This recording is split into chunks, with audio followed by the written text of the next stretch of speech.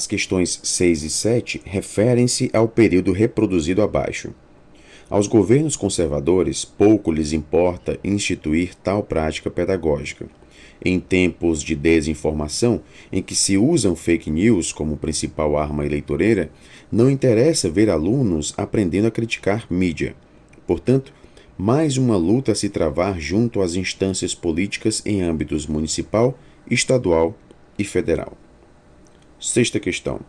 Sobre outra possibilidade de pontuação do período, em conformidade com as relações sintático-semânticas da língua portuguesa. Opção A.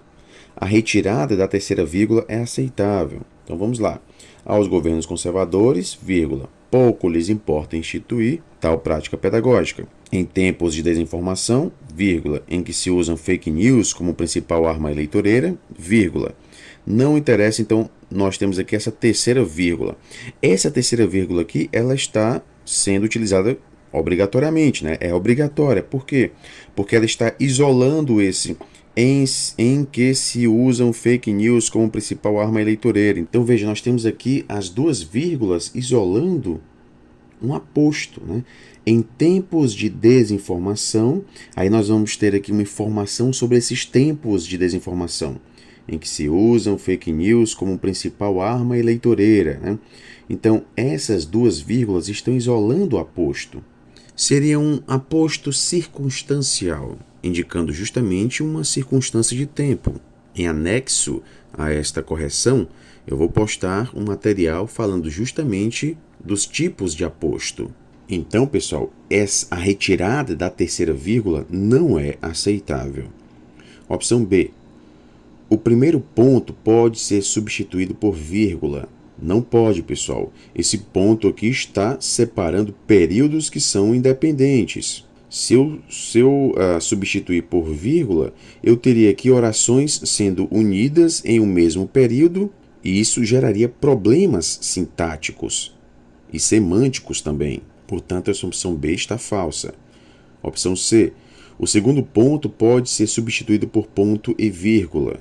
Pode sim, pessoal. O portanto, quando vem, por exemplo, se a gente substituir esse ponto por vírgula, o portanto estaria vindo na segunda oração do período, depois de vírgula.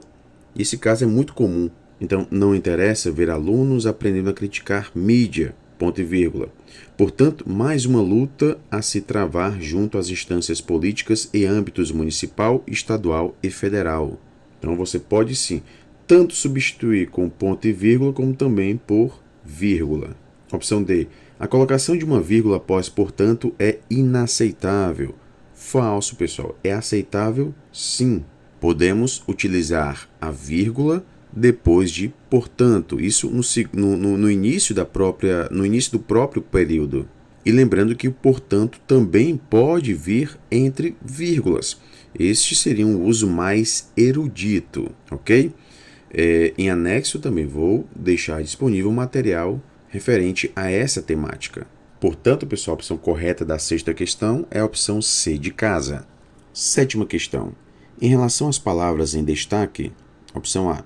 A primeira exerce função de objeto indireto e a segunda, partícula apassivadora. Correto, né, pessoal? Então vejam, aos governos conservadores, pouco lhes importa. Então, importa a quem, né?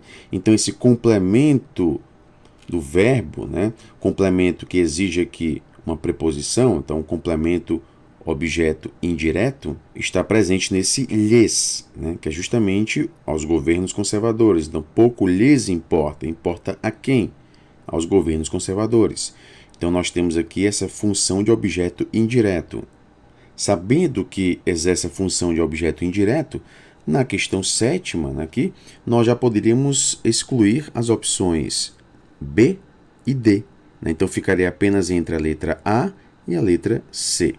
Então, vamos ver aqui o restante, né? E a segunda, partícula apassivadora, que é justamente o se, né? Em tempos de desinformação em que se usam fake news. Então, veja, a partícula apassivadora é usada para indicar um verbo na voz passiva. Então, quando tem esse se na função de partícula passivadora, nós temos um verbo na voz passiva.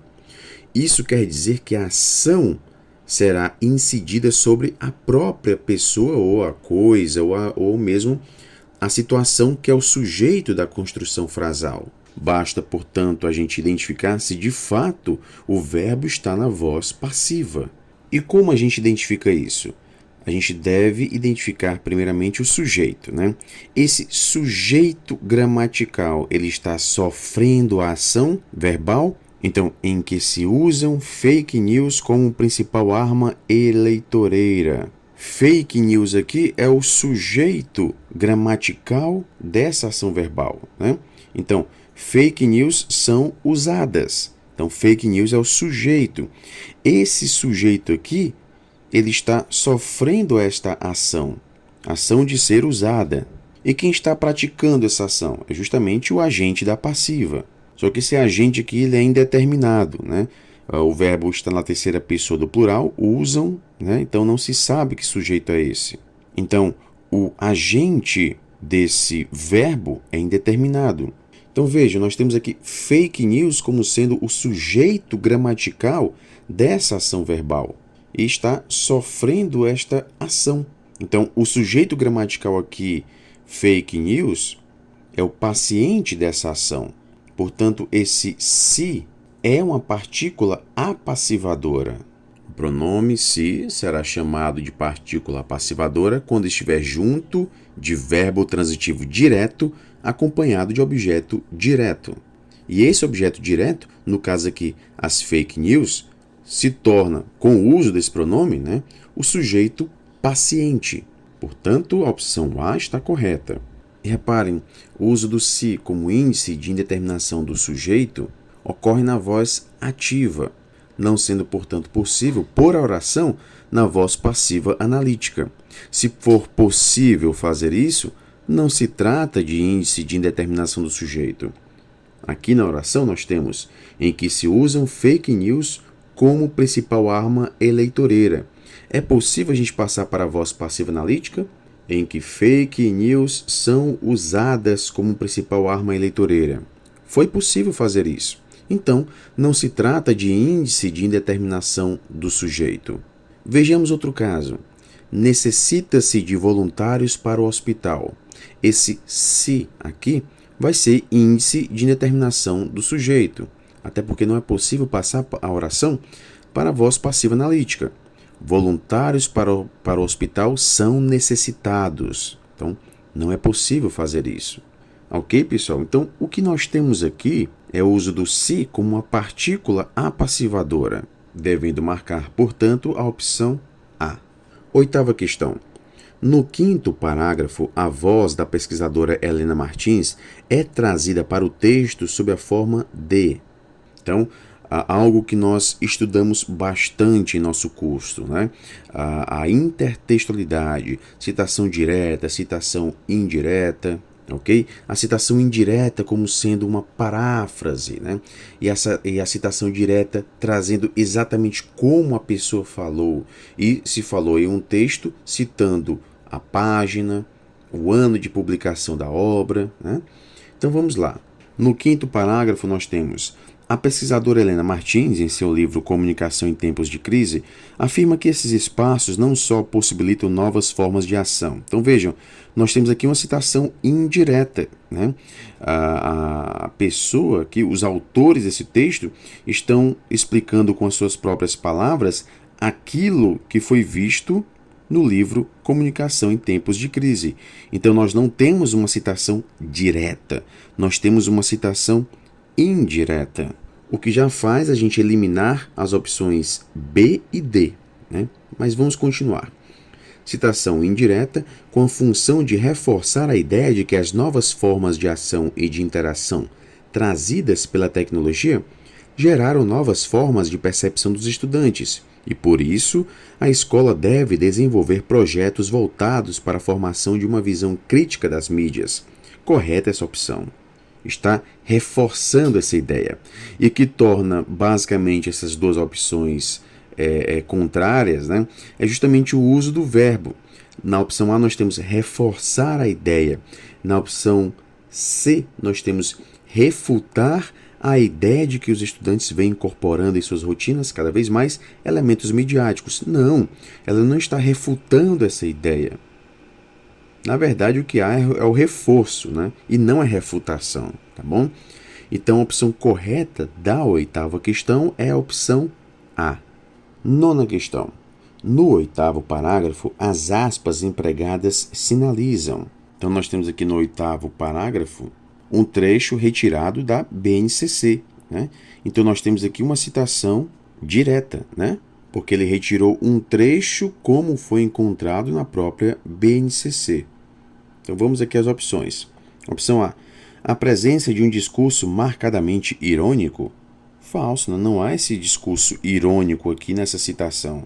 E as aspas não estão sinalizando esse discurso irônico. O que elas estão trazendo aqui é justamente um trecho que foi retirado de outro texto. Ok? Opção B. A presença de uma forma híbrida de citação. Correta essa opção, né? Nós temos aqui uma citação direta, né? Ele trouxe o trecho do texto como foi encontrado na BNCC. Mas essa citação aqui, ela é exposta no texto de forma híbrida, né? É o que a gente chama também de ilha textual. Ilha textual. O que está presente, né, entre as aspas é uma citação direta, uma referência direta ao texto-fonte. Só que essa citação direta, essa referência direta, ela está dentro de uma citação indireta. É como se os autores falassem com suas próprias palavras o que está presente no texto e fossem mesclando com aquilo que está escrito exatamente nos textos.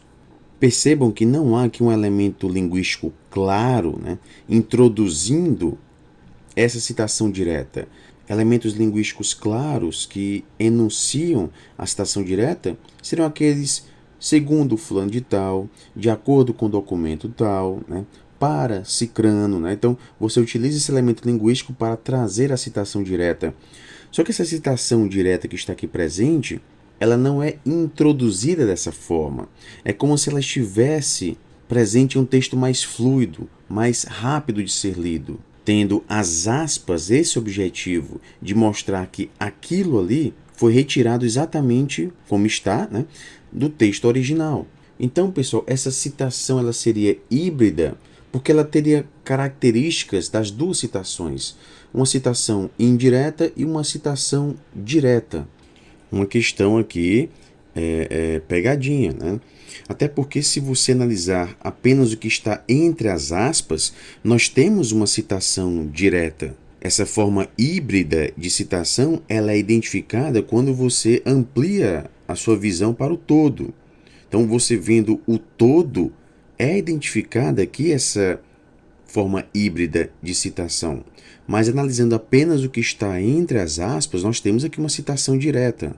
Na minha opinião, a pergunta deveria estar relacionada ao parágrafo 8º como um todo, e não limitado ao que está entre as aspas. Para identificar a forma híbrida de citação, a gente deve analisar um contexto mais amplo daquilo que está entre as aspas. Ok, pessoal? De qualquer forma, né, analisando que as outras opções, a única que a gente poderia marcar seria a B. Né? Por quê? Porque na opção C nós temos uma informação que não corresponde exatamente à realidade. Falso. As aspas não sinalizam essa informação que não corresponde exatamente à realidade. E na opção D, uma informação com a qual as autoras do texto não concordam. Falso. Né? Na verdade, o que dá para a gente entender aqui é que elas até concordam com isso. Mas são poucas as experiências escolares que atuam a partir dessa dimensão educacional. Ok? Então, pessoal, a opção a ser marcada na nona questão, né, apesar de todo esse problema, seria a opção B de bola. As questões 10 e 11 referem-se ao período reproduzido abaixo. Há uma força ao alcance das mãos que os atrai como um imã e que os convida a sair de cena e a nunca mais se desconectar. 10ª questão. Na primeira oração, né, que é justamente há uma força ao alcance das mãos. Essa é a primeira oração. A expressão em destaque exerce a função sintática de sujeito. Falso, pessoal, até porque nós temos aqui o verbo haver no sentido de existir, né? Então, o verbo impessoal, não há sujeito aqui. Então, já não é a opção A. O verbo haver, significando existir ou acontecer ou indicando um tempo decorrido, ele vai ser um transitivo direto, né? Quanto à predicação, ele vai ser transitivo direto. E o elemento que parece ser o seu sujeito, na verdade, vai ser o objeto direto. Então, aqui, esse há uma força ao alcance das mãos, esse uma força seria justamente o objeto direto do verbo haver, e não o seu sujeito. Opção B. Se substituirmos o verbo haver por existir, a impessoalidade se mantém. Falso, né? Quebra-se essa impessoalidade. Então, a gente passa a ter aqui um verbo com um sujeito, né? Então, existe uma força. Então, uma força passaria a ser agora o sujeito. Opção C. Se substituirmos o verbo haver por existir, a impessoalidade se desfaz. Correta essa opção, né? E a opção D. A flexão de número da expressão em destaque exigirá a flexão do verbo. Falso, pessoal. Se a gente tivesse, por exemplo, há duas forças, né? A flexão em número dessa expressão, ou seja, a gente colocando aqui no plural, por exemplo, o verbo haver continuaria no singular, né? Seria um verbo, é um verbo impessoal, então não vai exigir a flexão do verbo. Portanto, a opção correta da 10ª questão é a opção C de casa.